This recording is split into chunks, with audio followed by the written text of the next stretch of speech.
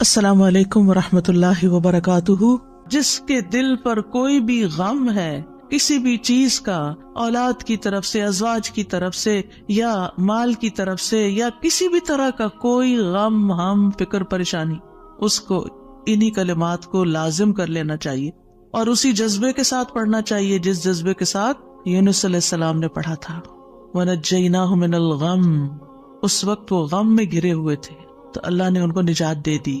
وَكَذَلِكَ نُنْجِي الْمُؤْمِنِينَ، یہ صرف ان کے لیے نہیں تھا، ہم اسی طرح سارے مومنوں کو نجات دیتے ہیں۔ جو بھی یہ دعا پڑھے گا اس کو غم سے نجات مل جائے گی۔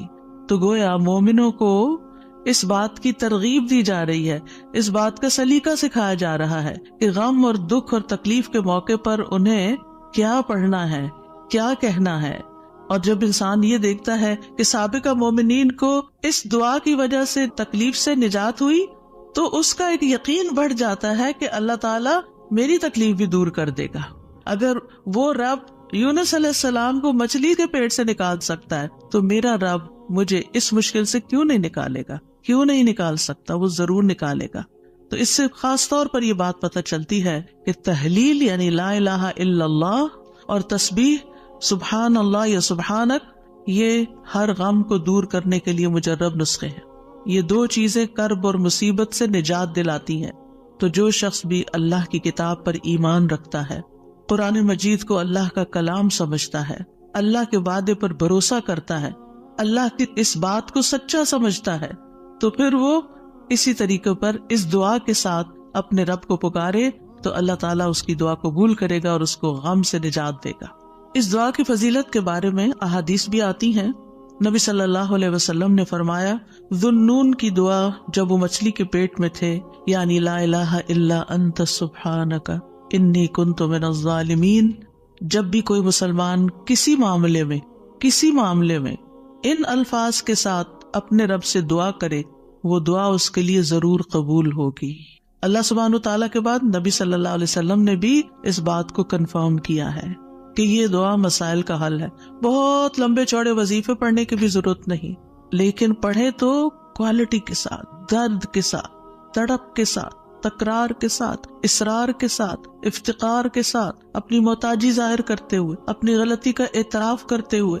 اسی طرح سلسلہ صحیحہ کی حدیث ہے، رسول اللہ صلی اللہ علیہ وسلم نے فرمایا، کیا میں تمہیں ایسی چیز نہ بتا دوں کہ جب تم میں سے کسی آدمی کو رنج و الم اور دنیا کی آزمائشوں میں سے کوئی آزمائش آئے تو وہ اس دعا کو پڑھے تو اس کی تکلیف دور ہو جائے گی۔ تو آپ سے کہا گیا کیوں نہیں؟ آپ نے فرمایا وہ مچھلی والے کی دعا ہے، لا الہ الا انت سبحانک انی کنت من الظالمین، کہ جس کو بھی آزمائش آئے وہ یہ دعا پڑھ لے تو اس کی دعا قبول ہو جائے گی، آزمائش ختم ہو جائے گی۔ ایک روایت میں آتا ہے، سعد کہتے ہیں، ایک مرتبہ مسجد نبوی میں میرا گزر عثمان بن عفان رضی اللہ عنہ کے پاس سے ہوا۔ میں نے انہیں سلام کیا، انہوں نے نگاہیں بھر کے مجھے دیکھا لیکن جواب نہیں دیا۔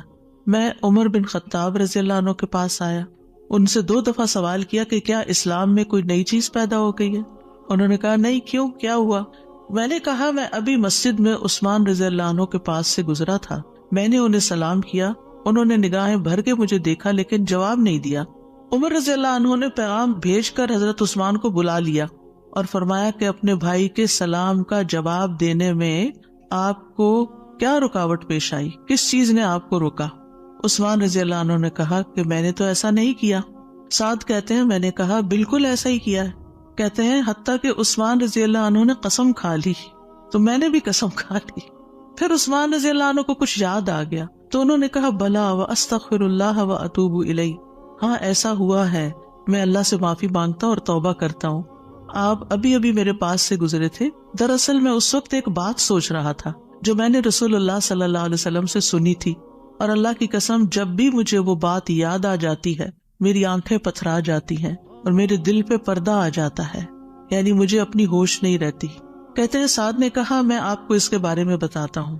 رسول اللہ صلی اللہ علیہ وسلم نے ایک مرتبہ کسی گفتگو کی ابتدا میں ایک دعا کا ذکر کیا تھا۔ تھوڑی دیر کے بعد ایک دیہاتی آیا، اس نے آپ کو مشغول کر لیا، یہاں تک کہ جب رسول اللہ صلی اللہ علیہ وسلم کھڑے ہوئے تو میں بھی آپ کے پیچھے پیچھے چلا گیا۔ جب مجھے اندیشہ ہوا کہ جب تک میں آپ کے قریب پہنچوں گا آپ اپنے گھر پہنچ چکے ہوں گے، تو میں نے اپنا پاؤں زمین پر مارا تو رسول اللہ صلی اللہ علیہ وسلم نے میری طرف توجہ کی، پوچھا یہ کون ہے؟ ابو اسحاق ہے؟ کہتے ہیں میں نے عرض کیا جی یا رسول اللہ صلی اللہ علیہ وسلم۔ آپ نے فرمایا کیا بات ہے؟ کہتے ہیں میں نے عرض کیا کہ آپ نے ہمارے سامنے ابتدا میں ایک دعا کا تذکرہ کیا تھا اور پھر ایک دیہاتی نے آپ کو مشغول کر لیا اور آپ نے وہ بتائی نہیں دعا۔ آپ نے فرمایا ہاں وہ یونس علیہ السلام کی دعا ہے جو انہوں نے مچھلی کے پیٹ میں مانگی تھی، یعنی لا الہ الا انت سبحانک انی کنت من الظالمین۔ کوئی بھی مسلمان جب بھی کسی معاملے میں ان الفاظ کے ساتھ دعا کرے گا تو دعا ضرور قبول ہوگی۔ اب آپ دیکھیے کہ یہ صحابہ ہیں، یعنی کہنے کو تو یہ حدیث کا آخری حصہ میں سنا کے آگے چلتی، لیکن مجھے یہ بات اس لحاظ سے اچھی لگتی ہے کہ اس میں ہمارے سیکھنے کی کچھ اور باتیں بھی ہیں۔ وہ یہ کہ اتنے جلیل القدر صحابی جو رسول اللہ صلی اللہ علیہ وسلم کے انتہائی قریب تھے، یعنی ان سے پائس امت میں کون ہو سکتا ہے؟ حضرت عمر ہو، حضرت عثمان ہو، حضرت علی ہو، حضرت ابوبکر رضی اللہ عنہ ہو، لیکن انسان تھے اور ان پر بھی ایسی غیر معمولی کیفیات آتی تھی کہ وہ اپنی سوچوں میں یا اپنے حالت میں ایسے مشغول ہوتے تھے کہ ان کو سامنے کی چیز نظر نہیں آتی تھی۔ بعض اوقات ایسا کوئی غم ہوتا ہے، کوئی بات ہوتی ہے، ہو سکتا ہے نبی صلی اللہ علیہ وسلم نے آپ کی آخری وقت کے بارے میں فتنوں کی کوئی